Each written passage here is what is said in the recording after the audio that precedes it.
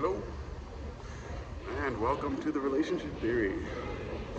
Here we take difficult emotions in and we talk them out like they are a regular conversation. If you're on 7th Avenue, E-train's about to pass by in about 20 seconds. The topic: peace allows you to see certain things. Peace allows you to see certain things. The kind of peace I'm talking about here is the kind of peace where you have what you want. That's the first. You have what you want. Everyone else does too. Everyone concerning you. You know what you have to give. You have what you want. Everyone else has what they want. And you know what you have to give. Peace allows you to see certain things. Peace is not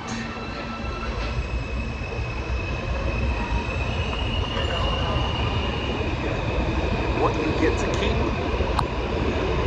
Peace isn't what you get to keep. Peace isn't something that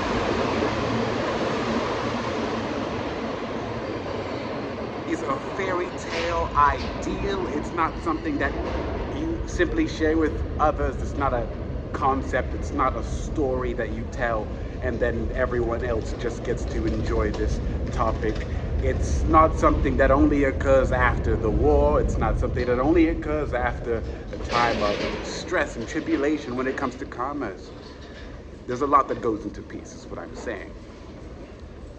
When people take an individual and a personal responsibility to peace, the reality of that peace is that it is something not only maintained by one person, it is maintained by the whole.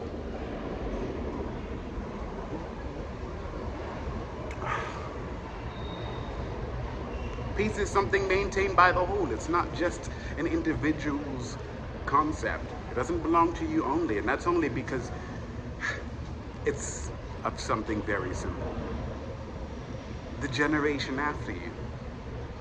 I've come to realize something very interesting. We don't necessarily have a generation after Z. Ever since I've been alive, we've been recording generations X, Y, Z. Me personally, at the age that I'm at, I have found no other generation beyond Z. We're in a highly advanced, namely technological age, however, that's where we're at. Generation Z and technology is at its highest height. There is still a concept of peace that goes into technology, however. It's not as simple as everything is all right. And it's very easy to fall into this trap of pieces. Everything is all right. When you look at your own country, when you look at your own state, when you look at your own city, when you look at your own town, and you look at your own county, your own district, the smaller and smaller you get geographically, the easier it is to capture this concept of peace, but then not relegate it to others. It's not something that everyone gets to share and keep and be responsible for, right? We just pass it around as if it belongs to someone else, but not ourselves. So then, where do we get this idea of this pie we get to cut into for peace? Have a slice, of course, but do nothing to make another pie. Peace allows you to see certain things. It allows you to see the lack. There is peace in being able to recognize the absence of prosperity and abundance and resource, just as there is peace in having it. But it's not the whole you don't have, and therefore we must manifest into this prosperous, abundant mentality from the absolute void of this. This is usually the trap the rogue gets caught into. We discuss these things at length with ourselves, with other people, and then we call it the competitive edge.